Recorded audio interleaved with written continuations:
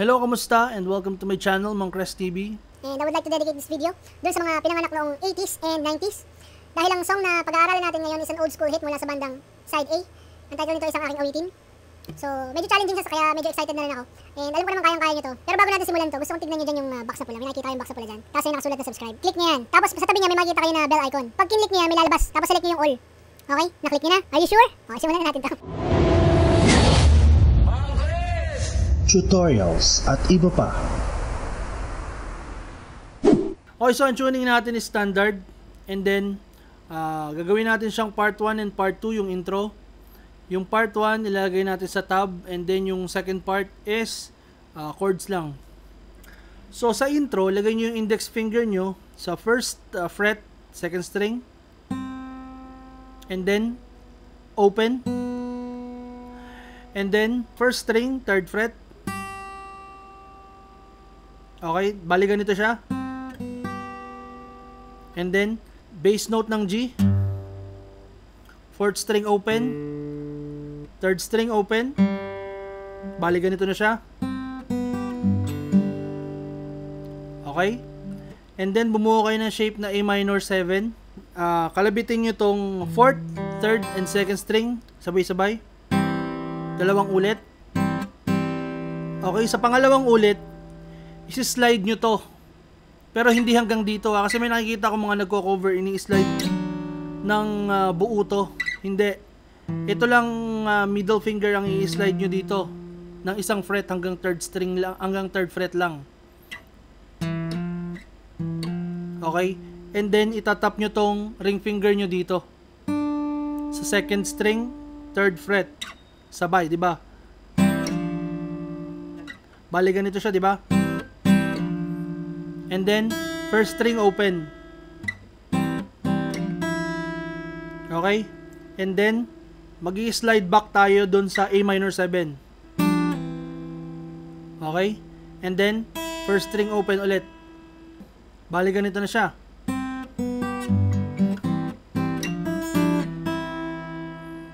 Tapos, kakalabitin nyo ulit ito ng sabay-sabay. Itong fourth, third, and second.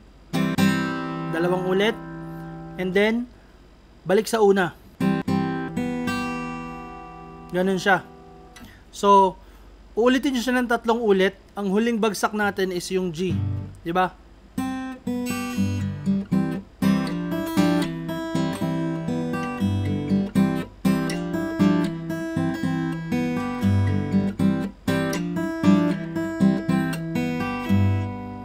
Okay?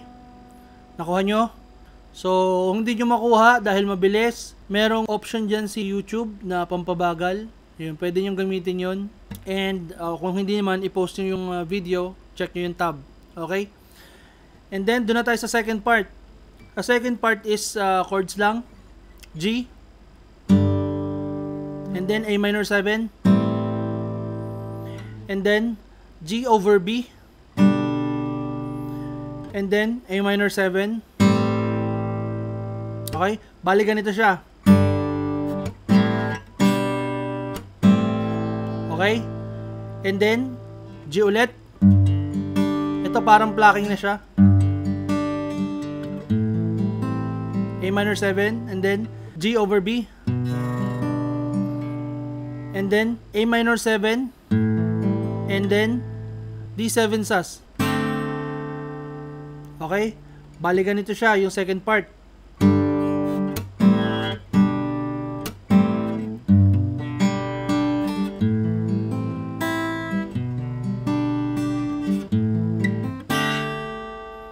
Okay, parang kalahati lang tong A minor na huli. Okay? Bale, ulitin lang natin yung buong intro, first part and second part.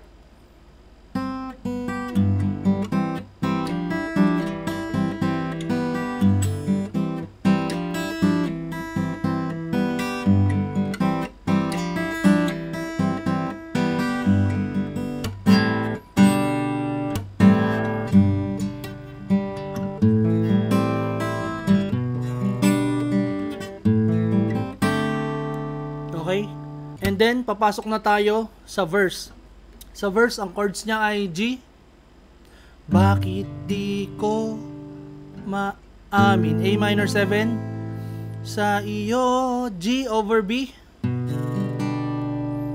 And then A minor 7. And then D7 sus. Then second line, G. Line na, A minor 7, awitin. G over B ng A minor 7. And then G. Loob ko. Medyo mabilis lang yung lipat-lipat niya, pero kaya niya yan. Practice lang. And then D. Di ko nais mabuhay pa. And then C. Kung wala. And then B minor 7 sa piling. And then E minor mo. And then last line, G. Di ko. And then A minor 7 pa rin. G over B, maamin. And then C. Sa iyo, G. And then meron siyang F7 sus. Tapos itong middle finger ilalagay nyo dito sa may second fret ng third string. Ipupul nyo siya. Diba? Parang ganun siya, okay? Ulitin natin yung buong verse. Bakit di ko maamin sa iyo ang tunay na awitin ng loob ko? Di ko nais mabuhay pa kung wala sa piling mo. Ngunit di ko pa rin maamin sa iyo. Parang ganun siya. Okay? And then, interlude. G. A minor 7. G over B. A minor 7. And then, D7 sus. Okay? And then, verse 2. Yung verse 2 niya, parehas lang ng chords. Tugtugin natin. Pinagkaiba lang yung last line, di ba? Di malaman ang sasabihin pagkaharap ka, ngunit nililingon naman pag dumaraan na. Ang laking pagkakamali kung di niya malalaman.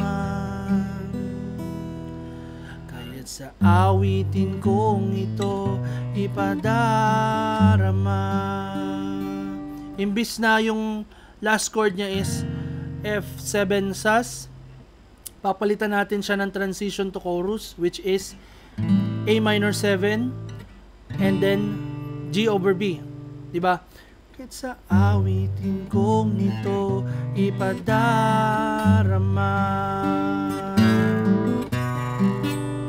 Okay, nagets nyo? And then chorus. Sa chorus niya, C, la la la la, and then G over B, la la, and then A minor 7, la la, biglang D7 sus, la la, G. Okay, and then C ulit, la la, G over B, la, and then E minor, la, and then A7 sus, la, A7, and then D7 sus, and then uulitin lang natin yun ng dalawang beses, la la la la la, la la la la, la la la la la la la la.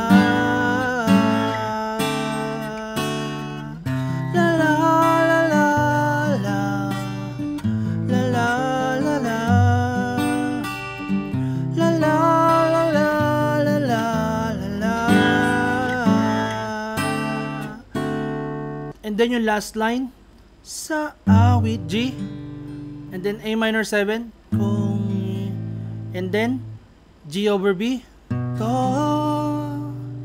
and then C minor 7,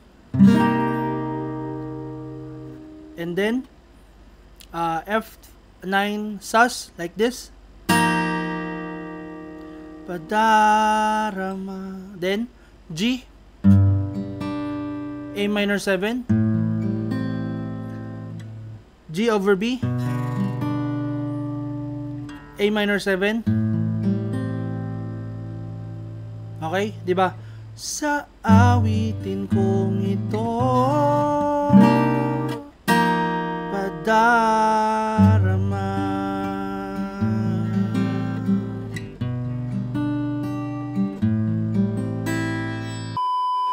A few inches later. Okay, so saan na tayo natapos kahapon? Verse 3 na, no? So, pagkatapos ng chorus, yung dun sa may sa awitin kong ito, padarama, and then interlude, G, A minor 7, G over B, A minor 7, and D7 sus, okay? Okay, so yung chords ng verse 3, halos parehas lang din ng verse 1 and verse 2. Nadagdagan lang dun sa may bandang dulo kasi parang meron siyang sumasagot eh. Okay? So, bali tugtugin natin siya hanggang dun sa may bago may parang sasagot na second voice, di ba? At kung ako'y lumipas at limot na, ang awitin kong ito'y halahala pa. Awitin ang damdamin ko sa'yo maiiwan. Tama yung tono ko. Sa pagbulong ng hangin ng bulong ng hangin ng A minor 7, and then ulitin natin, sa pagbulong ng hangin ng nakaraan, bulong sa pagbulong Ginagawa mo. Bulong ng hangin, parang ganun siya, di ba? G7, yan yung pinaka last chords, and then balik sa chorus. La la la la la la la la la la la la la la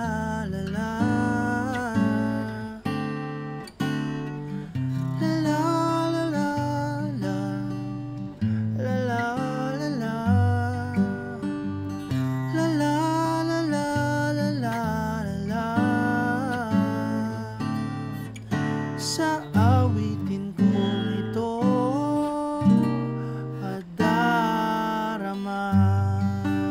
Ito, imbis na mag-interlude ka ulit, bali ano lang siya, G and G7, padarama. And then chorus ulit, bali dalawang ulit mo siya ulitin. La la la la la la la la la la la la la la.